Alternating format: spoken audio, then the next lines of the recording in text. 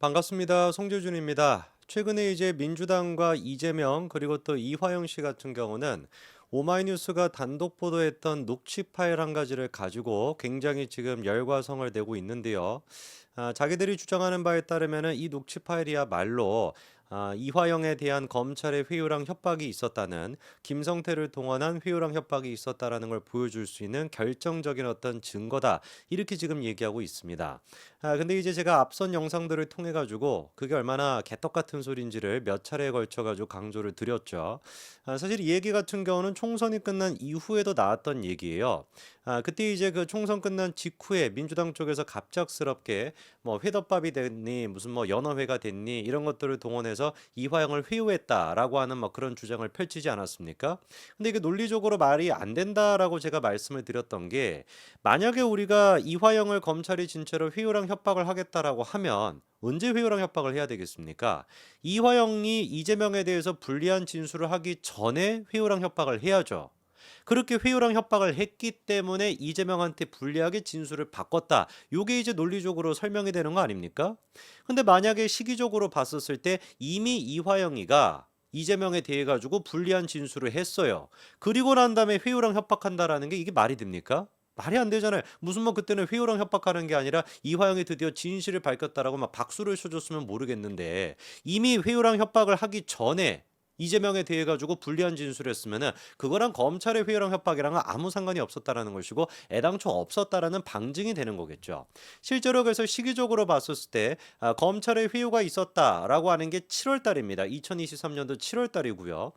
그리고 이제 그 회유에 대해 가지고 이화영이가 자기 이제 변호사 김영태한테 그렇게 이제 밝혔다라고 하는 날짜가 7월 12일입니다. 그리고 그 7월 12일에 그렇게 검찰의 회유가 있었다라고 변호사한테 밝힌 그 내용을 이번에 이제 오마이뉴스가 단독 보도로 낸 것이고, 그거를 가지고 민주당이 지금 발작을 일으키고 있는 것인데, 몇 차례 제가 말씀을 드렸습니다만 이화영 씨가 6월 9일에 이미 뭐라고 실토를 했다. 이재명이가 대북송금에 관련되어 있다라고 이미 6월 9일에 얘기를 했고요. 6월 30일에 같은 경우는 아예 그냥 쌍방울이 대북송금을 대납했고 그거에 대해서 이재명한테 보고했다라는 얘기까지도 다 했습니다. 그리고 난 다음에 검찰이 7월 달에 이화영을 회유랑 협박을 냈다? 말이 안 되잖아요. 그렇기 때문에 이것만 봐도 헛소리라는 걸 우리가 금방 알 수가 있고요. 검찰이 이번에 추가적으로 또 반박했던 게 무엇이냐.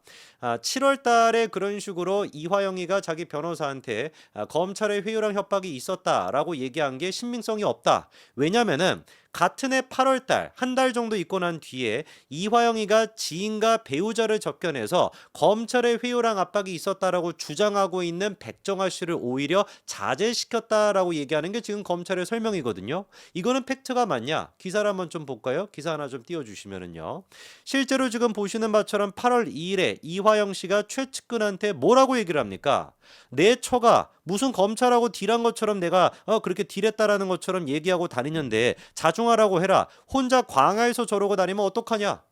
정말로 최측근한테 그렇게 얘기를 했습니다. 7월 12일에 이화영이가 검찰의 회유랑 협박이 있었다라는 게 진심이었다라고 한다면 8월 2일에 자기 최측근한테 뭐하러 저런 얘기를 하겠습니까? 말이 안 되잖아요. 최측근한테도 뭐라고 얘기해야 되겠어요? 7월 달에 변호사한테 얘기했던 것처럼, 야, 내가 그렇게 검찰의 회유랑 압박이 있어가지고 어쩔 수 없이 그렇게 이제 이재명에 대해서 불리한 진술을 했어. 근데 이거는 전부 다 짜고 치는 고스톱이야. 이렇게 얘기했어야 이게 논리적으로 맞는 거 아니에요? 그리고 또 결정적으로 8월 지금 이제 그 며칠이었습니까? 8월 2일뿐만 아니라 그 이후에 8월 21일에 재판에서도 이화영이가 어떤 모습을 보이냐?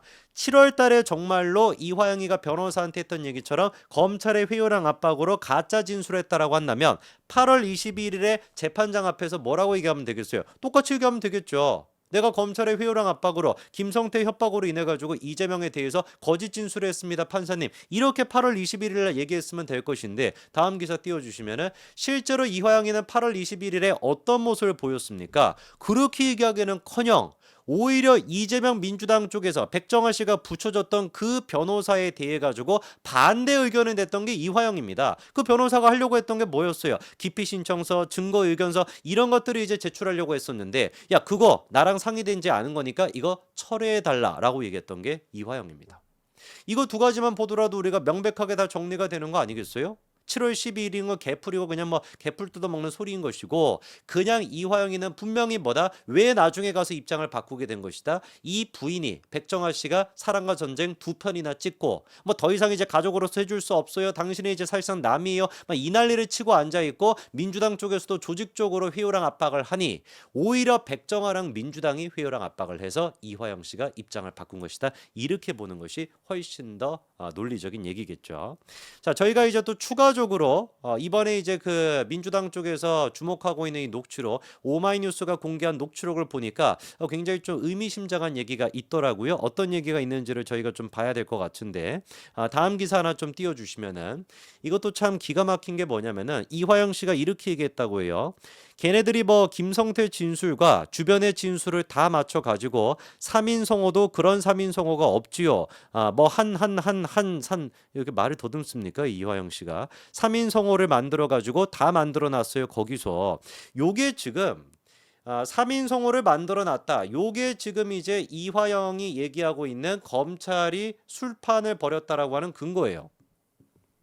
무슨 말인지 잘 이해가 안 되시죠? 그러니까 우리가 3인 성호라고 하는 그 말뜻을 생각을 해봤을 때 세 사람이 이제 거짓말을 한다면 진짜 거짓도 진실이 된다라고 하는 그거 아닙니까? 근데 세 사람이 말을 맞추게끔 시켰대요, 검찰이. 예? 근데 그 근거는 없어요. 그 근거가 뭐였습니까? 술자리 회유였다라는 거 아니에요? 회덮밥 뭐 어쩌고 저쩌고. 근데 그 근거를 얘기하고 있는 것이 아니라 술자리가 있었다, 회덮밥을 시켜줬다 그런 얘기를 지금 하는 것이 아니라 그냥 무턱대고 검찰이 세 사람의 입을 맞췄어요. 나는 그렇게 생각해요. 이게 다예요. 이거를 가지고 지금 오마이뉴스가 무슨 뭐 술판에 대한 그 객관적인 증거다, 뭐 회덮밥을 시켜줬다는 객관적인 증거다, 세 사람의 대면 질의를 뭐 시켜가지고 입을 맞췄다는 증거다 이렇게 얘기하고 있으면 뭐라고 해야 되는 겁니까? 그냥 무식하다라고밖에 뭐 얘기를 못 하겠죠, 그렇죠? 그리고 다음 거 보여주시면 좀 의미심장한 얘기가 있습니다. 자, 뭐라고 이화영 씨가 얘기하냐? 잘 들어보십시오. 내가 그걸 이재명 지사한테 말씀드렸고 대북 송금에 대한 이재명 지사도 잘 알고 그래서 이재명 지사가 김성태 어머니 모친상에 비서실장을 보내서 그 돈 잘 받았다고 고맙다고 비서실장이 얘기를 했다. 근데 그분이 돌아가셨다. 그게 바로 전영수 지금 비서실장을 얘기하는 겁니다. 그 뭐 그런 정황이 그 시기에 뭐 이렇게 있었다. 다 맞춰놨다 말을 뭐 이렇게 이화영 씨가 얘기하니까 김영태 변호사가 실제로 그런 게 있었어요? 이화영이 조문 간 거요? 김영태가 조문은 뭐 갔겠지. 그 이화영이가 조문은 갔고 김영태가 또 근데 이랬더니 이화영이가 그건 전혀 이렇게 말을 또 흐립니다.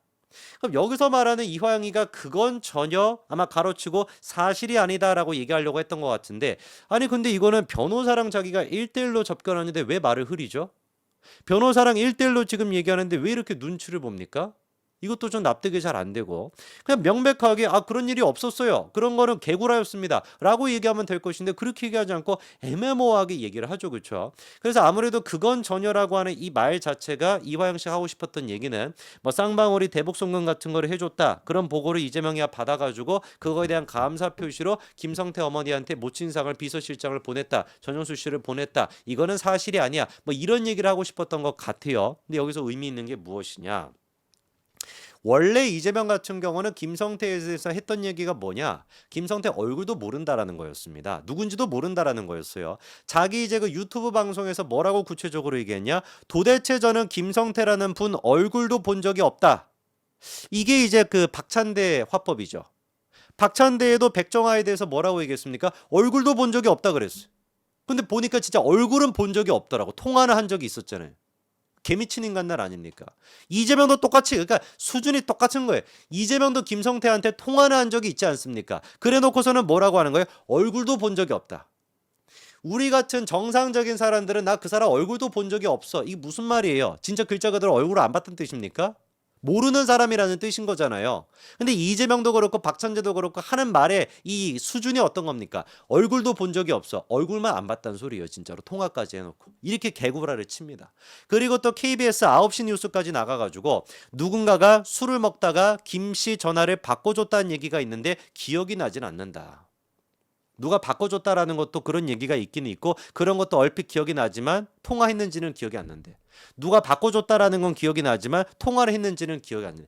이게 무슨 개풀 뜯어먹는 소리냐고요. 입만 벌리면 개구라를 치는 거예요. 입만 벌리면. 예? 그러면서 김성태에 대해서 얼굴도 모른다, 본 적도 없다, 모르는 사람이라고 했다가 결국에는 팩트체크가 어떻게 됐습니까? 조문까지 서로 보냈다라는 게 확인이 됐죠. 근데 여기서 제가 주목하는 게 뭐냐?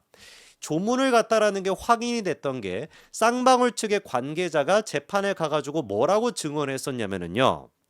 전영수 씨가 어떤 이유로 조문을 온 것입니까? 라고 하는 검찰의 질문에 대해 가지고 뭐라고 했었냐? 세부 내용은 모르겠고 김성태 회장이 쌍방울 관계자 그 전영수 씨를 안내하라고 지시해서 10분 정도 얘기를 나누고 모셨던 것으로 기억한다. 라고 해가지고 이제 이게 확인이 됐던 겁니다. 그러니까 이제 그 쌍방울 관계자가 재판에 증언하면서 뭐라고 얘기했던 거예요? 전현수 씨가 이재명 측에서 김성태 모친이 돌아가셨을 때 그렇게 보내가지고 우리한테 위로를 했다, 조문했다. 이거를 밝혀가지고 이제 알려지게 된 것인데 당시 쌍방울 관계자도 뭐라고 얘기를 했었습니까? 왜 왔는지는 모른다. 10분 동안 대화를 했다라고 하는데 무슨 대화를 했는지는 모르겠다라고 분명히 얘기하거든요. 어떤 이유로 온 것이냐에 대해서는 세부 내용은 모르겠다라고 얘기해요. 그런데 이화영 씨 같은 경우는 어느 누구도 모르고 있었던 세부 내용에 대해 가지고 아까 전에 그 누구였습니까? 김영태 변호사한테 밝히고 있는 거예요. 어느 누구도 세부 내용이 뭔지 몰랐습니다. 근데 이화영 본인 스스로가 세부 내용을 지금 밝히고 있는 거예요. 뭐라고 얘기하고 있었다? 그 세부 내용이 뭐였습니까?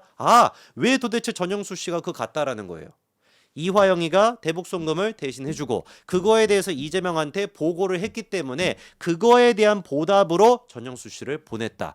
어느 누구도 하지 않았던 그 얘기를 누가 혼자 지금 하고 있는 거예요? 이화영 씨가 김영태 변호사한테 얘기하고 있는 것이죠. 이 부분에 대해 가지고 이화영 씨가 추가적으로 김영태 변호사한테 어떤 얘기를 또 얘기하냐? 다음 기사 보여주시면은요.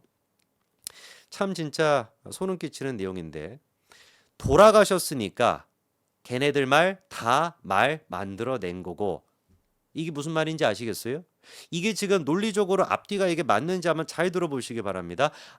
전혀 아니 돌아가셨으니까 걔네들 말 다 말 만들어낸 거고 논리적으로 생각해 봤을 때 한국어가 지금 어색하죠.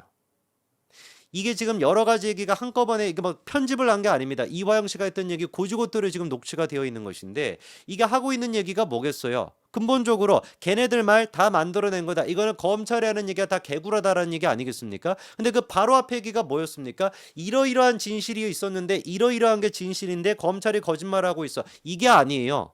이화영을 하는 얘기가 뭐야? 전영수 씨 죽지 않았냐? 전영수 씨 돌아가시지 않았냐?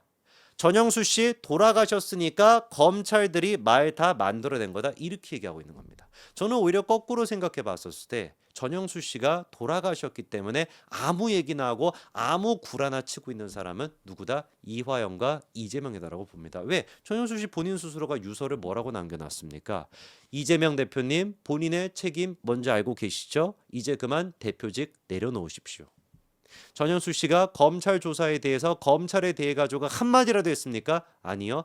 이재명의 정치적인 책임에 대해서 언급했습니다. 전영수 씨가 돌아가셨기 때문에 말을 다 지어내고 있다. 검찰이 말을 다 지어내고 있다라는 이화영 씨 얘기는 글쎄요. 제가 봤을 때는 오히려 거꾸로 이화영 씨가 양심 고백하는 것처럼 들립니다. 전현수 씨가 돌아가셨으니까 김문기 씨도 돌아가셨으니까 다 돌아가셨으니까 아무 소리나 하고 아무 얘기나 지어내고 있는 거지. 누가?